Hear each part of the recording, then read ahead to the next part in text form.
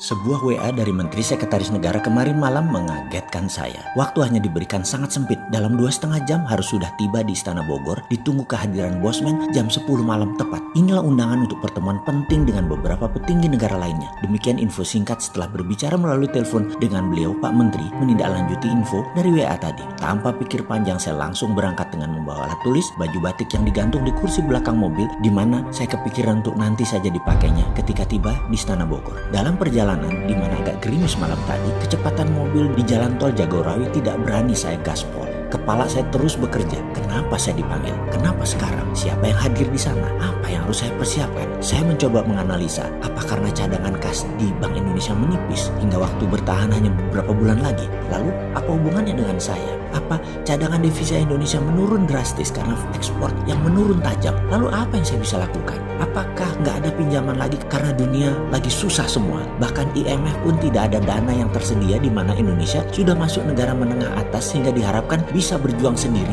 sehingga Indonesia saat ini memerlukan solusi alternatif. Apa ada signal bahwa Amerika menang perang sehingga memerlukan kebijakan bagaimana menghadapi Trump yang ambisius untuk menjadi sheriff dunia? Lalu saya harus bagaimana? Pikiran saya yang liar kesana kemari tanpa terasa membawa ke ujung jalan tol keluar di dekat terminal Baranang Siang, Bogor. Belok kanan dan tidak lama kemudian kurang dari 5 menit sudah sampai gerbang Istana Bogor yang malam itu cukup lengang suasananya. Namun protokol keamanan di depan gerbang ternyata ketat sekali. Kendaraan saya berhenti tepat di depan gerbang. Jendela kaca mobil saya turunkan perlahan. 2 orang menghormat dan membungkuk menanyakan identitas saya yang dicocokkan dengan data di map seorang perwira di belakangnya. Mardi Guowi ya Pak, katanya sopan. Yang dilanjutkan, silakan parkir di sisi kiri, nanti Bapak akan kami kawal ke dalamnya. Saya melihat jam dan jam menunjukkan jam 9.40 malam. Alhamdulillah tepat waktu. Sambil memarkirkan mobil, saya ganti pakaian batik dan mengambil map kulit, buku catatan favorit saya. Kendaraan listrik Golf menanti saya dan saya pun duduk di samping pengemudi yang kemudian berjalan cukup kencang ke arah pepohonan. Sisi kanan berbelok sedikit, kemudian dari kejauhan gedung megah walaupun agak tua terlihat anggun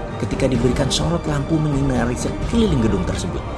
Ini dalamnya Istana Bogor itu ya, demikian gumam saya dalam hati. Kendaraan listrik berhenti di posisi agak ujung, lalu 2 orang pria menggunakan batik menghormat singkat kepada saya sambil mengulurkan tangannya menunjukkan saya harus menaiki anak tangga di depannya, dan satu lagi temannya mendahului langkah saya mengarahkan kemana jalan yang harus saya tuju. Jajaran kursi antik dan meja di ruang pendopo terlihat sepi. Kemudian diarahkan saya ke belakang, ruangan yang ada 2 penjaga di pintunya dengan pintu tinggi warna putih. Pintu 2 daun. Agaknya ruang meeting utama ini menurut perkiraan saya waktu itu. Ternyata saya tidak dibawa ke sana, tapi terus ke kanan, lorong agak panjang menuju satu ruangan tamu agak kecil jika dibandingkan ruang pendopo di depan tadi. Saya diperintahkan duduk, namun belum saya duduk ada suara memanggil nama saya. Pak Mardi Guowi. Saya pun membalik badan dan ada 2 orang yang posisinya terhormat di negeri ini menghampiri saya, Pak Pratikno dan Pak Pramono Anung. Saya pun membalik badan, kedua telapak tangan saya rapatkan menghormat kedua tuan rumah tersebut dalam protokol COVID, di mana sejak tadi saya menggunakan face shield dan masker yang kemudian di belakang keduanya tanpa seorang dokter langsung mengecek suhu saya dan beberapa pertanyaan standar protokol COVID yang kemudian saya pun mencopot semuanya ketika dikatakan clear. Masker dan face shield saya lepas. Kemudian Pak Pratikno dengan santun berkata,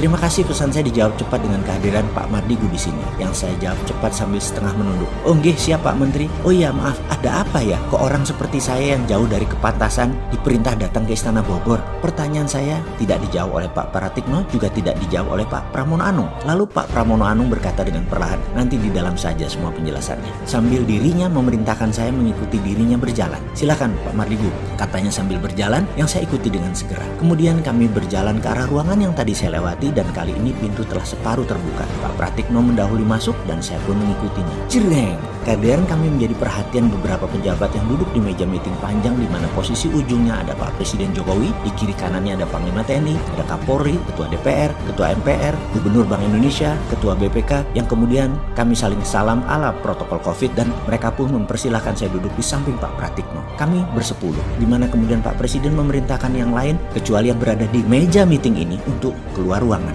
Semua ini membuat saya tegang sekali karena tidak tahu apa yang akan terjadi. Begini, saya langsung saja. Demikian Pak Presiden mengawali percakapan malam ini dengan nada seperti dirinya lakukan yang banyak kita kenal, mengeja perlahan kata per kata. Mas Mardi Gu, terima kasih atas kehadirannya. Kami mengundang semua yang hadir di ruangan ini dengan pemberitahuan sangat terbatas dan semuanya sama. Hanya kami putuskan tadi sangat cepat, yaitu jam 7.30-an malam untuk kehadiran jam 10 malam ini di ruangan ini. Semua tidak ada yang tahu agenda apa yang akan kita bicarakan kecuali saya dan Pak Pratikno. Suasana hening dan terlihat ekspresi wajah lainnya sama seperti saya, bertanya-tanya. Mas Marigu, demikian nama saya disebut beliau dan saya menambah tegang, deg-degan di hati saya. Kalau saya beli waktu 15 menit, demikian Pak Presiden melanjutkan perkataannya. Bisakah presentasi singkat, padat, cepat menceritakan bagaimana strategi MMT kita terapkan untuk Indonesia menjadi negara nomor 1 di dunia dalam waktu yang cepat dan harus diraih sebelum tahun 2030. Di mana demikian Pak Presiden berkata dengan jeda panjang sebelum dilanjutkan. Di masa pandemik ini dan di tahun depan, Indonesia sudah bisa meningkat ekonominya dan kedaulatannya 2 kali lipat dari saat ini. Saya tarik nafas panjang dan dalam yang disaksikan 9 orang yang terhormat di negeri ini. Wajah mereka menunjukkan pandangan aneh menurut saya, karena mungkin di kepala mereka 15 menit waktu yang singkat untuk presentasi. Apa bisa? Saya tanpa basa-basi setelah membuka dengan salam, saya menyatakan, insya Allah bisa Pak Presiden. Kemudian beliau pun tanpa membuang waktu mengatakan, silakan jelaskan kepada kami. Saya pun langsung memulai dengan bercerita. Kalau Tiongkok punya 2 standar mata uang renminbi dan yuan 30 tahunan yang lalu, sekarang sudah 1 nilainya. Lalu ketika perang dagang memuncak, renminbi menerbitkan e-renminbi. Ini adalah strategi baru menerbitkan mata uang di era digital.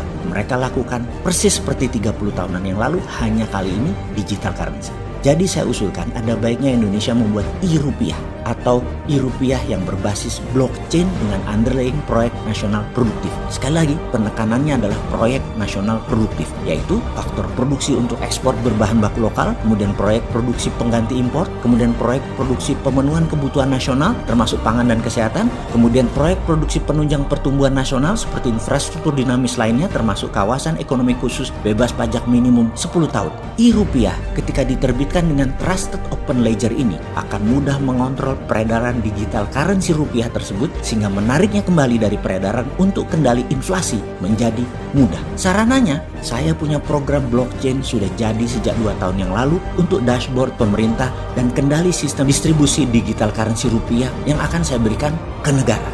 Dan sebaiknya dibuatkan lembaga khusus untuk hal ini, yaitu SKK Satuan Kerja Khusus Keuangan selama proyek ini berjalan, yaitu 10 tahun.